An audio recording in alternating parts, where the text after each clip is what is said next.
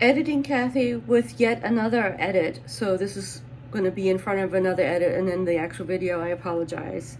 So thinking about this river, the lake, I did do a little bit of Googling, and it turns out my sense of it being a long lake has to do with the fact that it's actually an official lake. It's a riverine reservoir created by damming the river, and I guess the river is the Whitewater River. I'm not quite sure what the name of the river is. So it's actually not really a lake. It's like a, and it did have the sense. I even said to my friends, it's like, what? It almost looks like a wide river here. It doesn't really have a lake feel because it's so long. So I was sort of intuitively getting to the fact that it's called a riverine reservoir, and of course you know that in the 70s the U.S. Army Corps of Engineers created the dam, so that's what it is, and that's why it looks the way it looks. So I just thought I would get that in here too. Sorry for all the insertions at the beginning of my actual video. Bye. Hello, editing. Kathy's coming on here to report that the lake that we were at is actually in Indiana. So whatever I said about boring versus pretty Ohio, insert Indiana instead.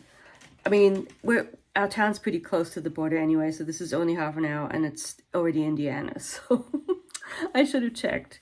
Actually, I can tell you the name. The name of the lake is Brookville Lake, and I'm looking at it on Google Maps, and it is a very long lake. It is sort of like a short river almost. I mean, it's not a river, but it's like long versus wide. But it's very long. I mean, it looks quite long on the Google Maps.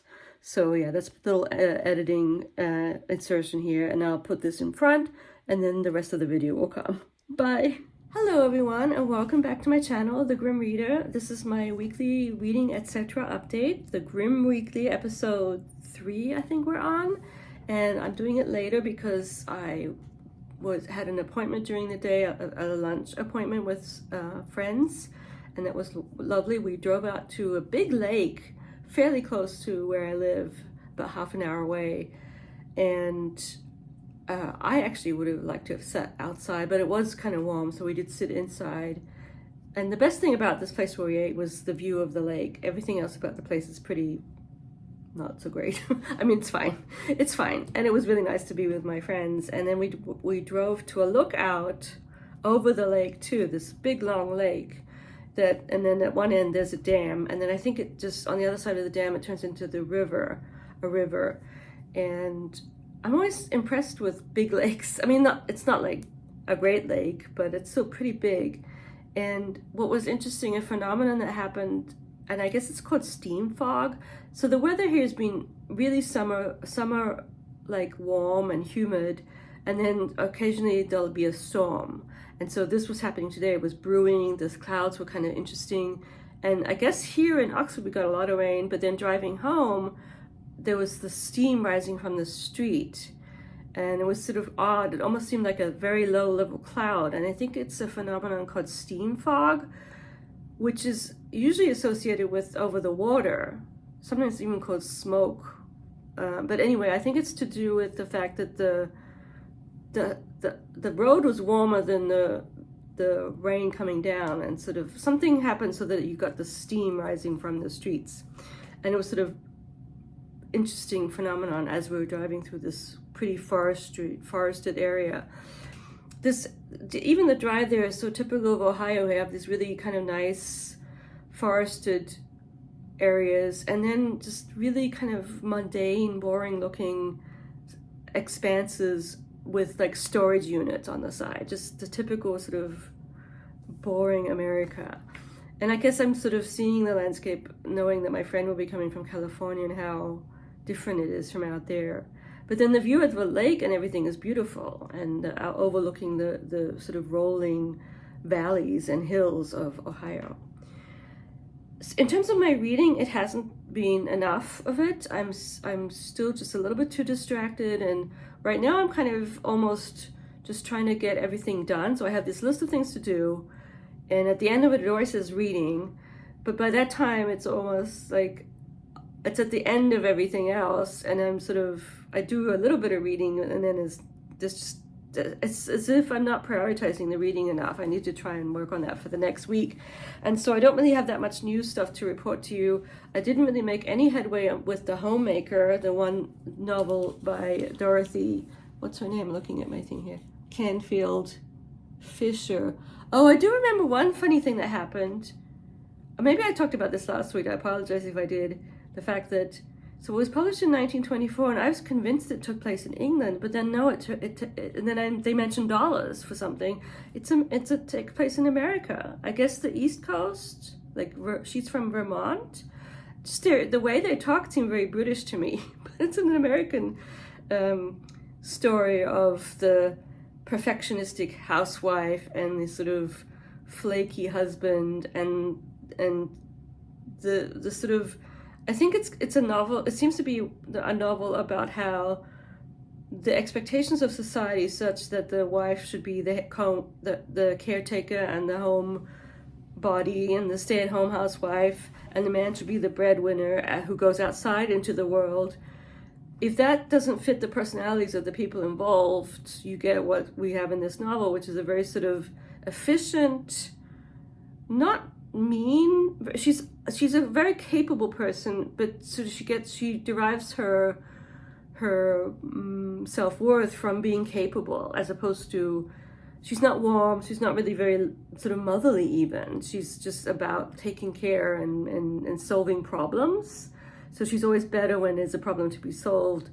And she's a little bit sort of impatient with her children, actually a lot impatient. And she's not very good with the children at all. And they are kind of sensitive children. Anyway, and the husband's a very different person, sort of a poet. And one thing I do remember, he's this type of person who, it always reminds me of Fanny from Mansfield Park, who is able to recite poetry to help get him through life's difficulties. And there's a quote from a poem, I think it's by the poet George Meredith, and I'll find out more about it for next week perhaps, because I don't want to look into it right now. And it's really good little verse of poetry, and I love that idea of being able to kind of go to poetry as your solace. But it connects with my thought that if you are too much connected to the world of poetry, it kind of makes it hard to live in the actual world. You really do kind of become too absorbed in a different plane, like you're not really able to be a part of the world. And he's at work, and he's not well respected at work. And I know that he's just lost his job at work, and so what he does, even then, he sort of goes to poetry, and that's just I'm still very much at the beginning because I just haven't been reading that much.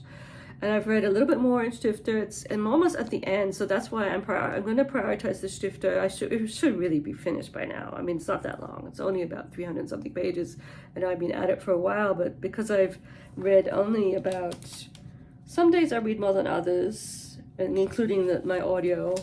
But yeah, no. Yesterday I only read 12 pages altogether. Now that's just not good enough. Usually I read about 30, 20, 30, 40, 50. And then there was one day when I read 77 pages. I mean, that's just very low for the fact that it's the summer. But not to worry, I'm not going to despair about that. It's just the way it is.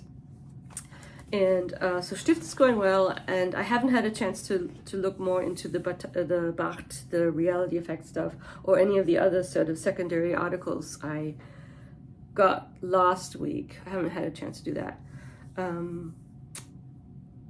In other news, I'm experimenting with the back there. I took down the sun. I was over the sun, even though I did like the sun wall hanging for a while.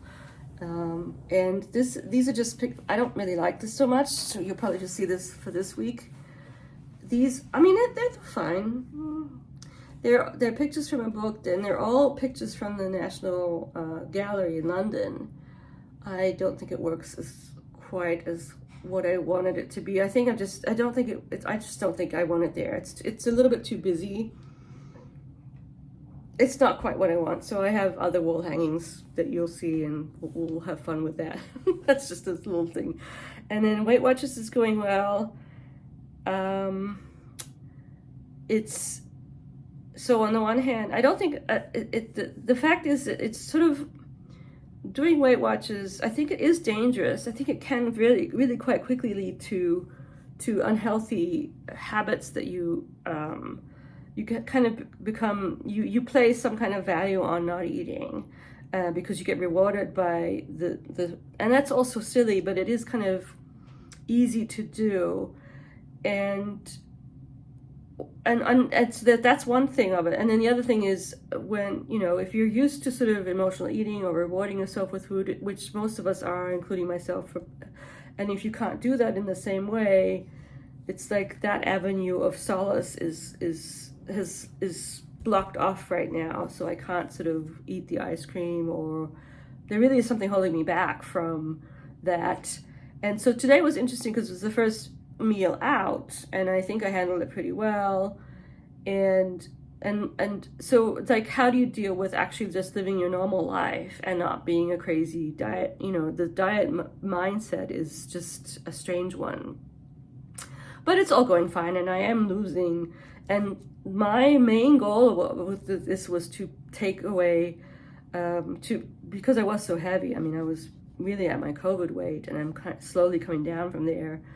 And, I want to be an overweight BMI as opposed to obese. Let's face it, the BMI is very sort of, if I wanted to be in the normal range of my BMI, I would have to lose a lot of weight. And like even my husband, who's pretty skinny, I think he's still considered, he's like borderline overweight, and he's pretty skinny. I mean, as most of you may, or, as you may know, it's pretty like, especially as you get older, I don't know how useful a tool it is, even though it's something. And according to them, I'm extremely overweight, not just overweight, obese. So, get back into the overweight range, and I'll be fine with that. At some point. And so, yeah, that's going all fine. And the next big test will be when my friend comes to visit, because then I do want to indulge a little bit. We'll probably, have a cocktail, have an aperitif, go out to eat more. So, and I'm sort of committed to having a good time and not sort of being all diety, because, at least not in a sort of annoying way. So that's that. And then let's talk a little bit about this book. So I still think I'm in the sort of the Gothic section. And actually, I'm going to do a thing where I say I'm going to talk about spoilery stuff now. So if you think you might be interested in the book, don't watch now, and then if you don't care, you can continue watching. And I know when people do this, I always just continue watching because I really don't care that much about spoilers.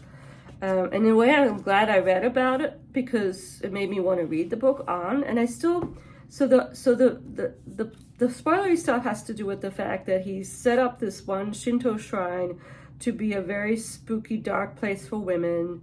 And it sort of, whereas the opening chapter was Call Your Midwife, it's turning into a weird version of women talking, like these, not quite, because that was actually something that happened, I guess. This is fictional. And I don't know, I don't even know is there any historical information about Shinto priests abusing women? I have no clue. It seems a little far-fetched, but I don't know. And so in this really creepy way where they come in and have their way with them, and the priests are hooded, and then they go away, and then so they gift as they call it, they gift the nuns with pregnancies, and then spoiler alert, maybe even trigger warning alert, they take the babies away, and I guess I haven't gotten into how they kill the baby. Maybe they drown them. I don't know what they do to these newborn babies, these priests. And then apparently, I haven't even gone into how they get the stuff from them. They kill them, and they somehow get some kind of liquid. They liquefy them somehow. I'm sorry, I'm being vague. I guess I have to figure it out. And then they drink the liquid, so it's like a weird form of cannibalism, I guess. And this is, I guess, that's the thing that we talk about in my fairy tale class, and is apparently also to be found in his other novels, or at least some of them. I know, it sounds a bit preposterous, doesn't it? Anyway, it's a lot. There's a lot. It's a lot of plot, and it's pretty far-fetched.